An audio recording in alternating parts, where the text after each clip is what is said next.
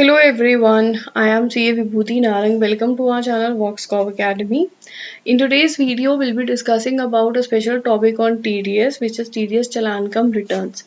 As we all know that the due date for filing of TDS Challan, or you can say the deposit of TDS Challan, is on monthly basis and it is 7th of the next month.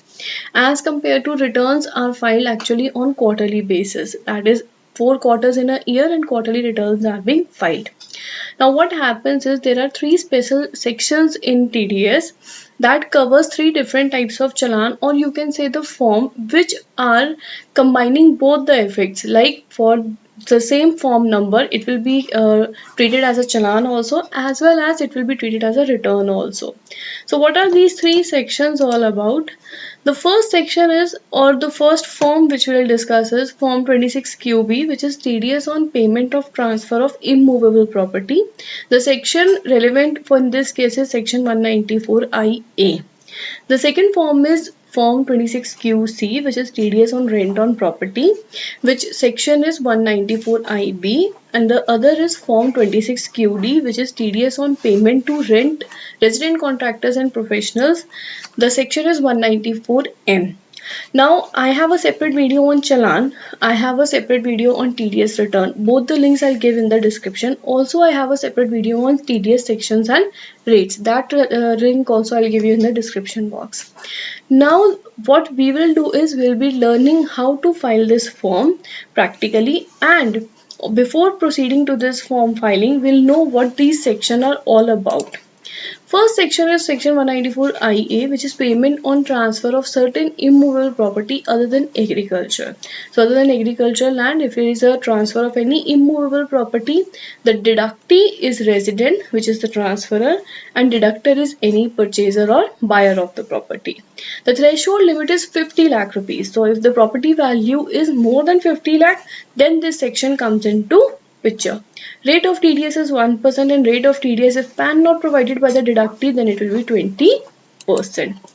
Next section is Section 194IB, which is payment on rent by certain individuals or HUF. The deductee is resident, deductor is individual HUF other than those covered under Section 194I. Now 194I will cover those individuals or professional having business more than 1 CR and professionals having gross receipts more than 50 lakh, then partnership firm and company. So beside those, any other covered under Section 194I which are not there in that section will be covered under Section 194I. B. Threshold limited 50,000 per month. So the rent is per month basis, not on an aggregate basis. The rate is 5%. The next section is Section 194M, which is TDS on payment to resident contractors and professionals. Now this section came into existence with effect from 1st of September 2019. So the deductee is resident and deductor is individual HUF other than resident covered under Section 194C, 194H and 194J. 194C is section for TDS on contractors. 194H is section on TDS on commission on brokerage. 194J is section on TDS on professional royalty, technical fees, director, sitting fees, etc. Threshold limit is 50 lakh per annum and rate of TDS is 5%. So these are the three important sections which will be covering the forms related to these sections only. Also one thing, the due date in all the three cases for filing this challan cum return is 30 days from the date of the month the TDS is liable to be deducted. So for example, the date for TDS deduction is 16th of March. So you will be liable to submit this form cum challan, that is by 30th of April. End of the month, within 30 days from the end of the month, the TDS is liable to be deducted. Now the next question in mind is, where will you find these forms? So to view these forms or to file these forms, you have to go to Income Tax India e-filing website. So on this website, on the left side quick links, you have e-pay tax. You have to just continue to NSDL website. If you want, you can come through TIN NSDL website here also. So these are the basically three forms I am discussing today. Form 26QB, Form 26QD. So all these forms in nature are basically same.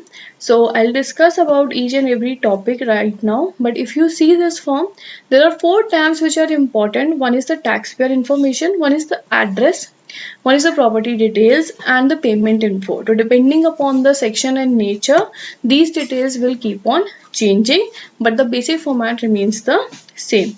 It is valid for 30 minutes, so this form needs to be filled within 30 minutes. After that, it gets logged out. So what you have to look into or how you have to do this form, I'll just discuss in detail. First, talking about Form 26QB. So this is the first stamp, which is the taxpayer info. Then the tax applicable, the first thing asked.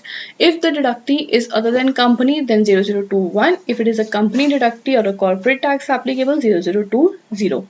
Financial year assessment year will be auto-populated based on the date of payment credit selected in the form.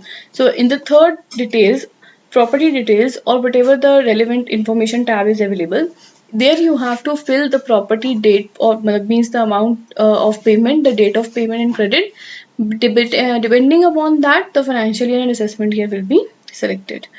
Type of payment is 800, that is automatically selected for this relevant form. Then status of payee, seller or transferor. So the status of seller, whether it's a resident or a non-resident.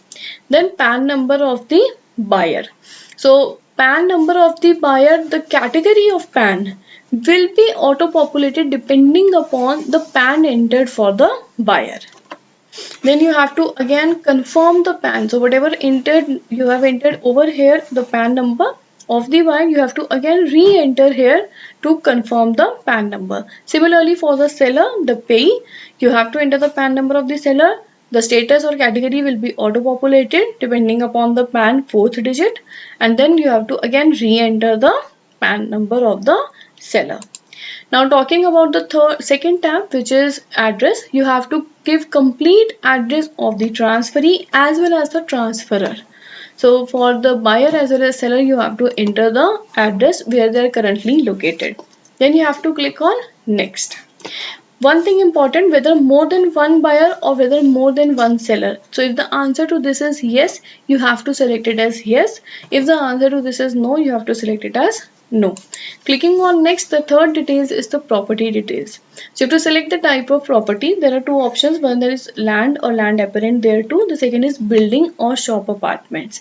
So depending upon the type of property the sale is being undertaken, you have to select that premises. Then the nature of premise, these are the details, the nature of the property or the exact address of the property being sold or transferred. Then date of agreement or date of booking, the date on which the agreement took place. The total value of the property. The payment type means you are making it an installment or it's a lump sum payment. Installment means you are partially paying depending upon the total contract of the property, and lump sum means within one go you are paying whole of the amount. Date of payment credit, so the date on which the amount is being transferred. Then amount paid credited, so you have to select the property values. For example, in my case I have selected 80 lakh, so you have to select the amount. Then you have to tell the tax deposit details. If the total property value was 80 lakh, so if earlier it was at the time of COVID-19 pandemic situation, it was 0.75. As of now it is 1%, so you have to make it 1%. It will be auto populated the percentage, and you have to enter the tax amount and then go to next or proceed. So this is the last tab, which is your payment info. You have to just select the type of payment, whether you are doing net banking or a debit card, and then proceed. It will take you to the bank account. The next form we will understand, which is Form 26QC. So again, the four relevant tabs. We have taxpayer info, address, property details, and payment info. Now in the property details, it will be the rented property. So same everything, the tax applicable, the type of deductee, then this is auto-populated depending upon the PAN of the landlord. Earlier we used to select it in Form 26QB. In 26QC, you have to select as per the PAN of the landlord, that will be auto-populated. Financial year, again auto-populated depending upon the date of payment and credit.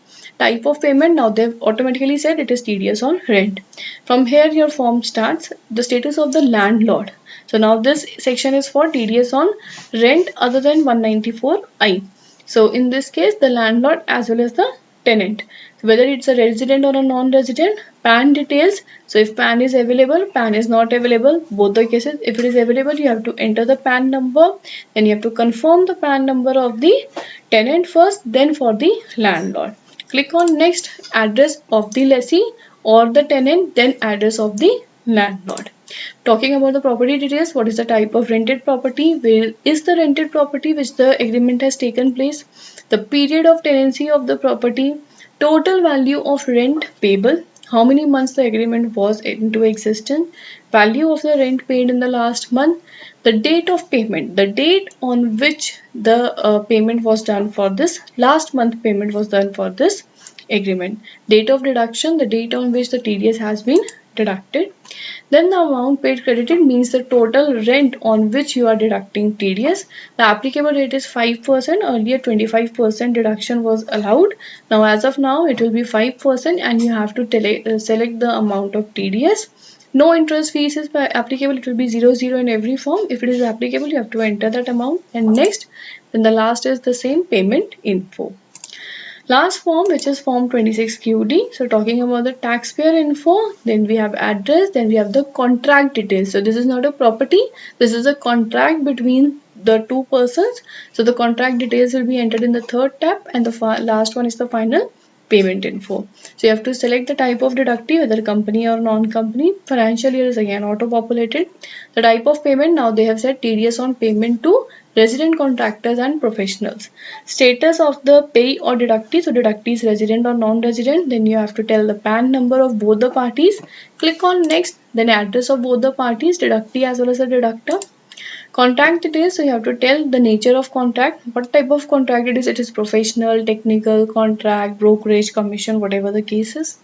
Then the agreement value, in case of non-deduction or lower deduction, any certificate for lower deduction, yes or no, you have to select that. If it is yes, you have to enter the certificate number. If it is no, you do not have to enter the certificate number. The date of the contract, the amount of the contract, date of payment, date of deduction. Then the amount on which the TDS is deducted. So you have to enter the amount, 5% is the rate. The amount will be selected, and if it is wrong, it will give you an error also. Then interest late fees, the normally you have to enter, click on next, and then the final is the payment to be done. The topic covered in today's video is also available on my website www.voxcov.com. So if you want to register for any practical training sessions for GST, TDS, income tax, payroll, balance sheet finalization, you can just visit the website and enroll for the required course. Every course is available in basic and advanced medium. So as per your choice, you can just select the course and add to the cart for further payment. If you really like the video, then please press the black thumb below and subscribe to my channel for latest updates and notification. Thank you very much.